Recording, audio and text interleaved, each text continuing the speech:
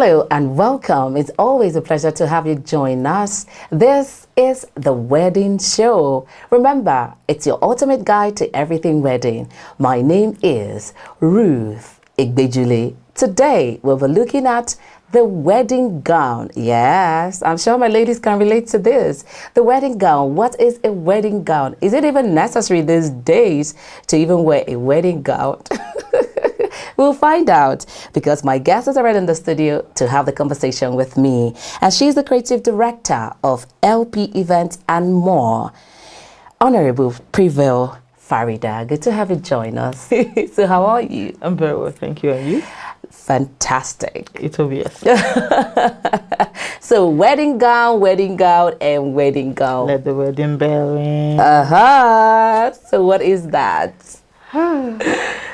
I think it's one of the paparazzi of wedding. Like you have to go that route. I like way. paparazzi.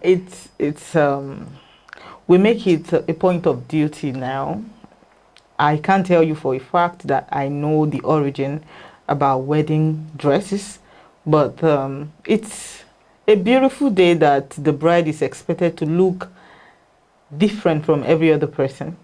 Something that stands out. That you know, from seeing her, you know, oh, this is the bride and she's beautiful. And that is why we call it wedding gown or a wedding dress. Gone are the days where, you know, churches give, because churches are the one who do more of wedding gown. The origin of wedding gown is from the church.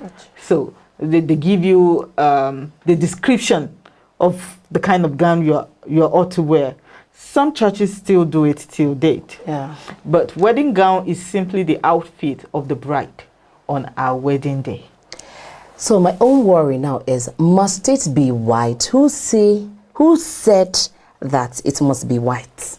It's the fact that people attach, or we attach, there's an ideology we attach to color. Oh. So we see color white as purity. So it's like introducing purity. It's an emblem, you get, but it is not a must that you even wear a gown, let alone white. But don't you think, should someone not wear that white wedding? You see that white wedding gown? That is the thing.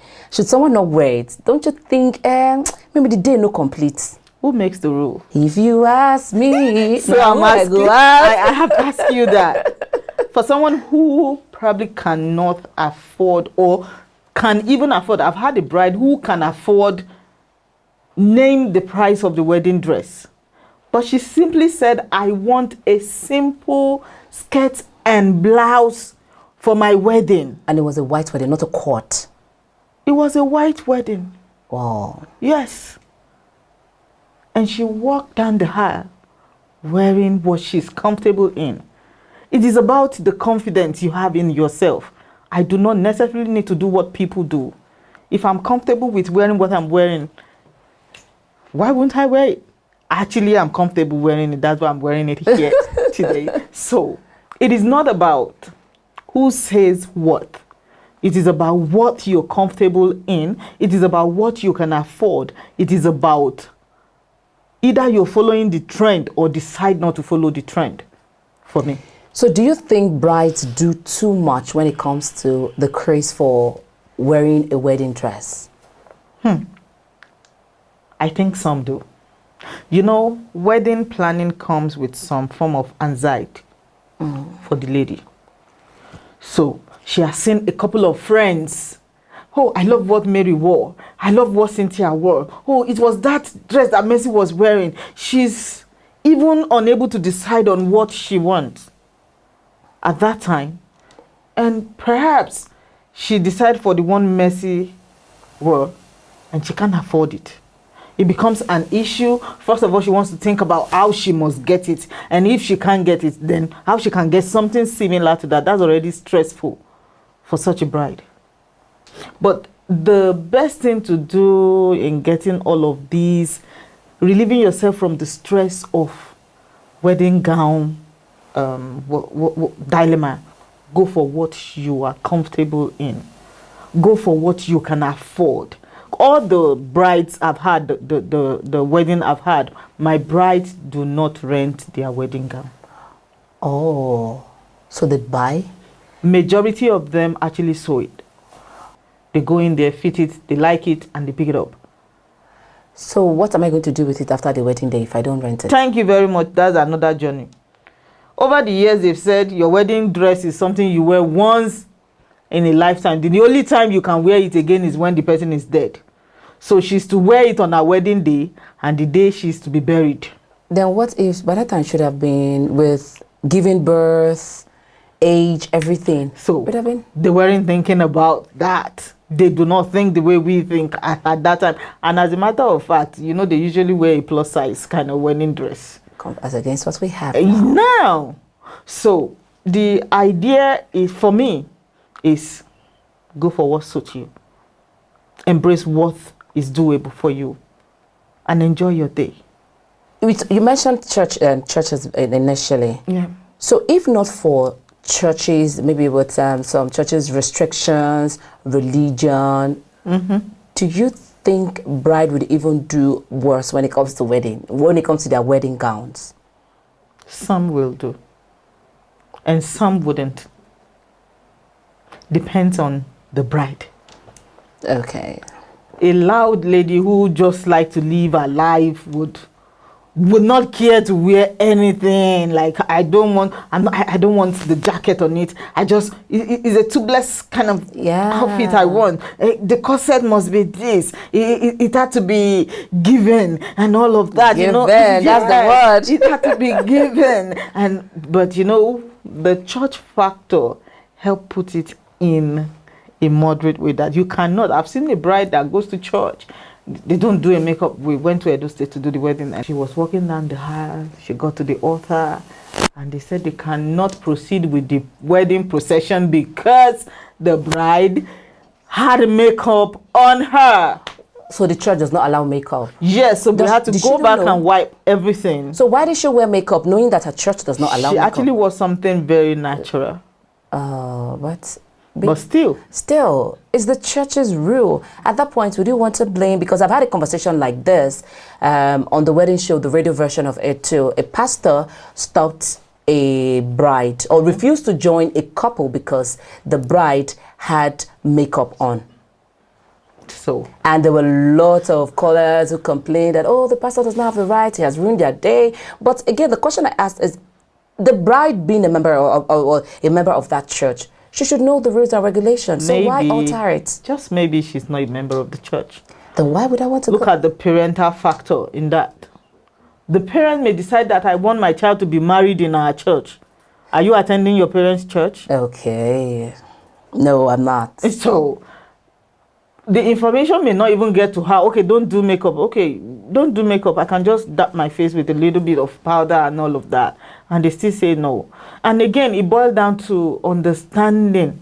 The person in charge, understanding. If you have an understanding of life and how things get to people, even though it is against the ethic of the church, the understanding, the level of understanding of knowing that the pastor has would have helped him to cope the situation, because that will create a big trauma for the lady, regardless of whatever corrections that was put to it. It was still a wedding that the pastor said, I cannot continue, you have to go and clean the makeup. All right, so this is the wedding show. We will take a quick break and we'll be back after this. Stick around.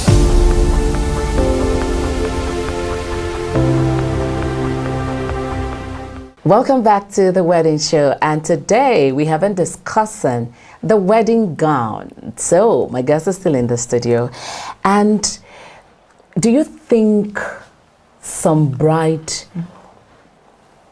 don't even care about any other thing? All they just want to focus on is just, just that my wedding dress. Oh, this is my wedding dress. It must be lit. It must be this. Like, so much concentration on the wedding dress. Yeah, it happens a lot.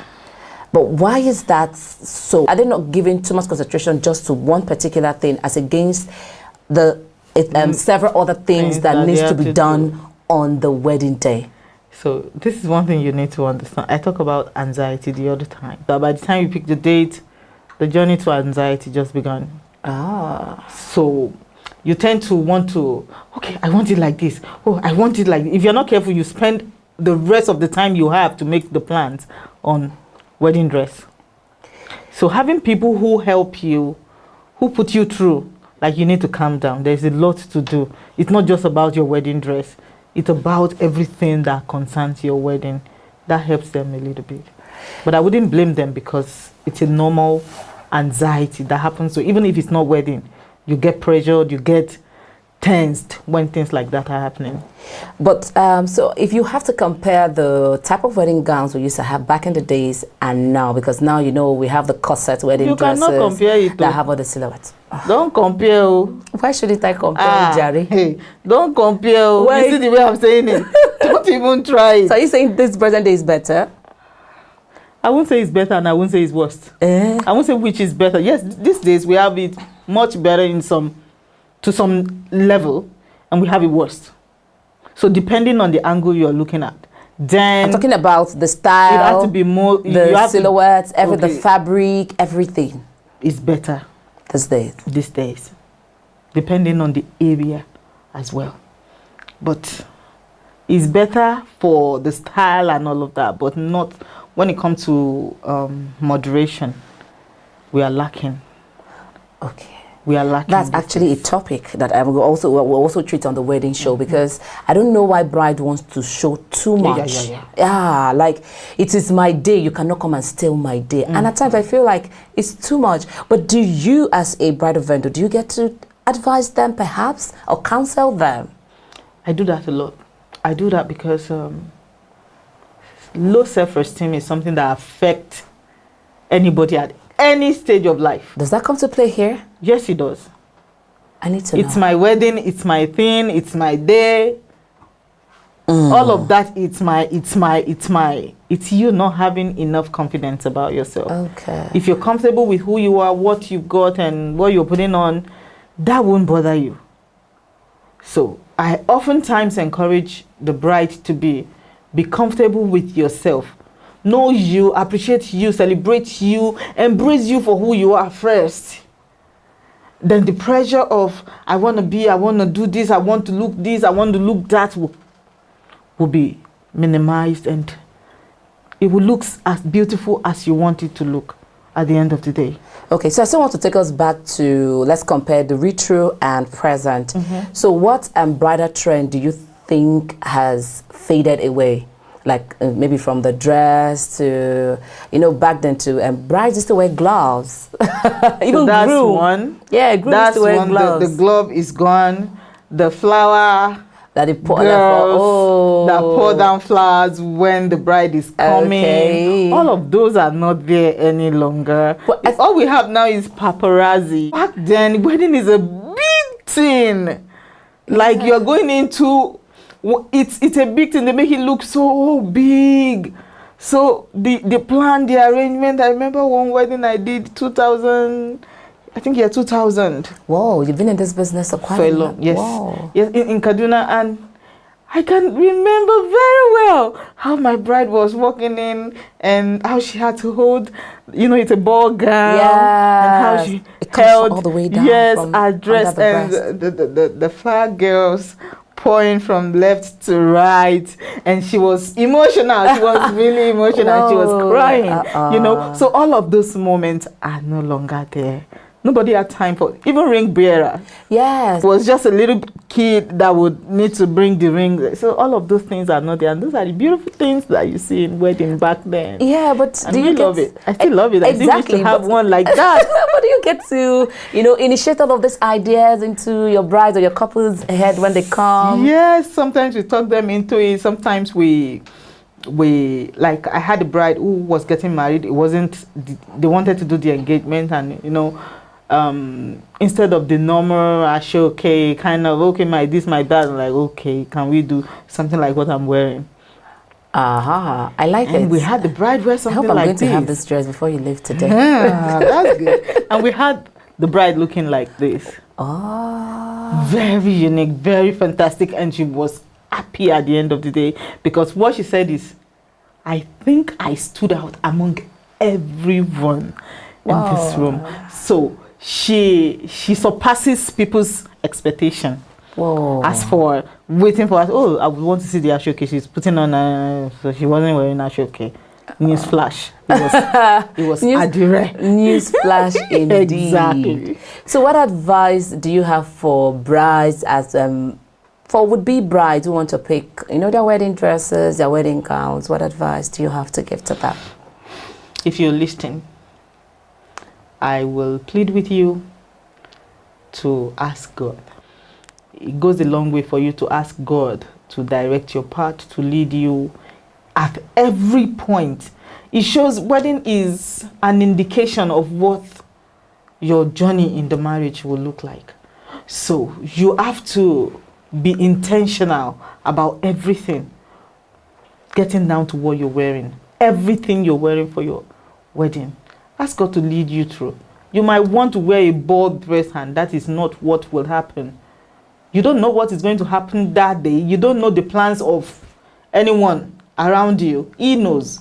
And he can use your dress as a saving grace for you. I've seen that happen. So trust God. I'm sure time we're not allowed to have that part of the conversation. At all. Yeah. Okay, thank you so much, my guest. So we're going to move into the next segment, which is fun facts about wedding. We'll be right back. Is it possible for a couple to have their dream wedding without breaking the bank? Sometimes when I'm planning a wedding, even me, I'm surprised at the amount of money I have to pay somebody to do so. There is nothing called low-class wedding. Wedding is wedding, regardless of how much you spend on your wedding day. No, you have to sit down and have conversations with them. You need to understand where they're at, what they're thinking. You need to be able to listen to them. Wedding is just an event. If perhaps something happens, maybe to the man, and even if he dies intestate, meaning if he doesn't have a will, it's presumed that everything goes to the woman and his children.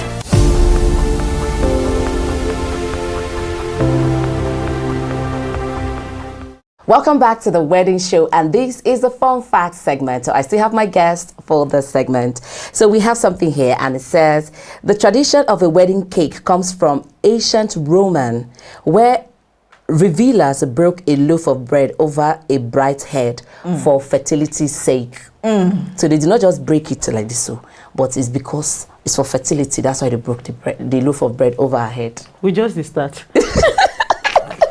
Some of these things, I say, oh my God. That seems so weird. But let's go on. Okay, so another one says, men who kiss their wives in the morning of their wedding are said to live 5 years longer than those who don't. It's not me that have said it. It is here that I've written it. Okay, we have heard it now, and they are hearing. What are we going to now come and do? I'm not. So you have to come and go and be kissing your bride on the day of your wedding if you're a groom. Okay. Okay. So that does it for us. Thank you so much, my guest, for being here today. Thank you for and I'll having me. Prevail Farida, the creative director of LP Event and more. Thank you. It was nice having you. No, always nice having you. And I'm always happy being here too. Thank you for much. what you do. All right. And do not forget that the conversation continues across all our social media platforms at The Wedding Show. Until next time, my name is Ruth Igbejili. Bye for now.